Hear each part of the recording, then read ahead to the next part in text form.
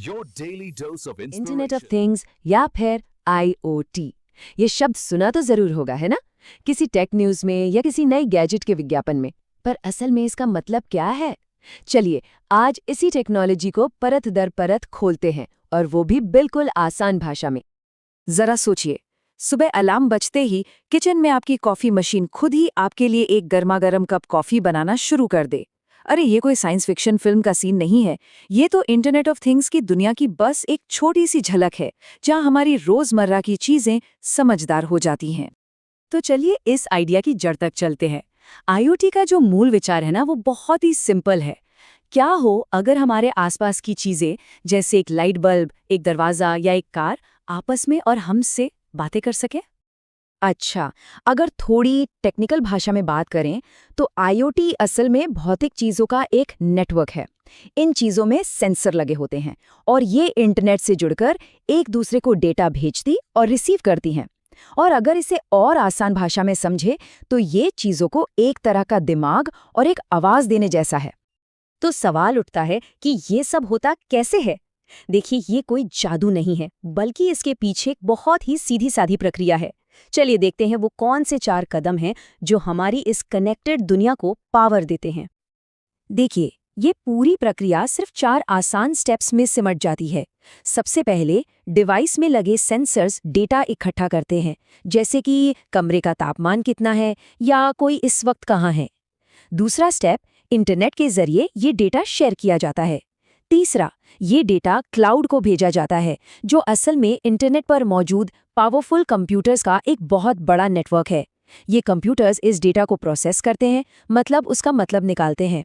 और चौथा, उस जानकारी के आधार पर एक एक्शन लिया जाता है, और इस एक्शन को करने वाले डिवाइस को एक्चुएटर कहते हैं, जैसे AC की मोटर जो तापमान बदलती है, या दरवाजे का स्मार्ट लॉक जो उसे बंद कर देता है। बस। और सच कहूं तो इसे समझने का इससे बेहतर तरीका शायद ही कोई हो। जैसे हमारा नर्वस सिस्टम शरीर के हर हिस्से से जानकारी लेकर दिमाग तक पहुंचाता है और फिर एक्शन लेता है, ठीक वैसे ही IoT हमारी फिजिकल दुनिया के लिए काम करता है। सेंसर हमारी 5 इंद्रियों की तरह हैं और इंटरनेट नसों की तरह। चलिए अब थ्योरी से थोड़ा हटकर ये देखते हैं कि ये टेक्नोलॉजी हमारी निजी जिंदगी को कैसे छू रही है। क्योंकि ये सिर्फ बड़ी बड़ी फैक्ट्रियों और स्मार्ट शहरों तक ही सीमित नहीं है। ये हमारे घरों में और हमारी कलाइयों तक पहुंच चुकी है। ये कुछ ऐसी चीजें हैं जो शायद हम में से कई लोग पहले से ही इस्तेमाल कर रहे हैं। स्मार्ट होम डिवाइस जो आवाज से लाइट बंद कर देते हैं, फिटनेस ट्रैकर्स जो हमारे हर कदम और दिल की धड़कन का हिसाब रखते हैं, या हमारी कार जो खुद बता देती है कि सर्विस का समय हो गया है। ये सब IoT ही तो है। तो सबसे बड़ा फर्क क्या है? एक शब्द में कहूं तो सुविधा। पहले दरवाजा खोलने के लिए एक फिजिकल चाबी चाहिए होती थी। अब एक स्मार्ट लॉक है जिसे दुनिया के किसी भी कोने से फोन से कंट्रोल किया जा सकता है। ये भी देख सकते हैं कि कौन कब आया, और मेहमानों के लिए तो अस्थायी कोड भी बना सकते हैं। यही छोटी छोटी सुविधाएं IoT की असली ताकत हैं। अच्छा, अब इस विचार को और भी बड़े पैमाने पर सोचते हैं। अगर एक घर स्मार्ट हो सकता है, तो एक पूरा शहर क्यों नहीं? और अगर एक शहर स्मार्ट हो सकता है, तो क्या ये पूरा ग्रह एक कनेक्टेड सिस्टम नहीं बन सकता? IoT की असली क्षमता यहीं छिपी है। ये सिर्फ टेक्नोलॉजी नहीं है, ये असली समस्याओं के समाधान है। स्मार्ट शहर ट्रैफिक को रियल टाइम में मैनेज करके जाम कम कर रहे हैं। स्मार्ट खेती में मिट्टी के सेंसर बता रहे हैं कि पौधों को कब और कितना पानी चाहिए, जिससे लाखों लीटर पानी की बचत हो रही है। और फैक्ट्रियों में सप्लाई चेन से लेकर प्रोडक्शन तक सब कुछ ज्यादा कुशल और ज्यादा सुरक्षित हो रहा है। ये चार्ट एक बहुत ही दिलचस्प कहानी बताता है। हम लोग अक्सर स्मार्ट वॉच और स्मार्ट बल्ब जैसे गैजेट्स के बारे में सोचते हैं, लेकिन IoT का सबसे बड़ा और असरदार इस्तेमाल असल में औद्योगिक और इंफ्रास्ट्रक्चर जैसे क्षेत्रों में हो रहा है। ये वो अदृश्य शक्ति है जो पर्दे के पीछे हमारी दुनिया को बेहतर तरीके से चला रही है।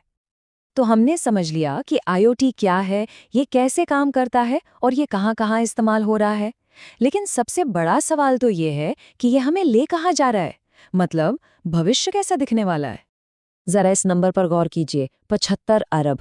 अनुमान है कि 2030 तक इतने डिवाइस इंटरनेट से जुड़ जाएंगे। ये धरती पर मौजूद हर इंसान के लिए लगभग 9 डिवाइस के बराबर है।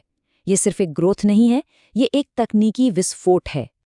और आखिर में आईओटी का सार यही है।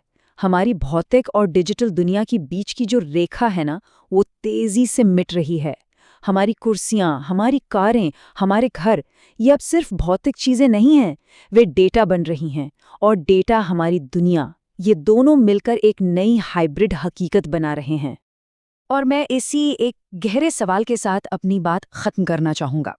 जब हमारे चारों ओर की हर चीज लगातार डेटा इकट्ठा कर रहे हो और उसे साझा कर रहे हो, तो हमारी निजता, हमारी प्राइवेसी का क्या होगा?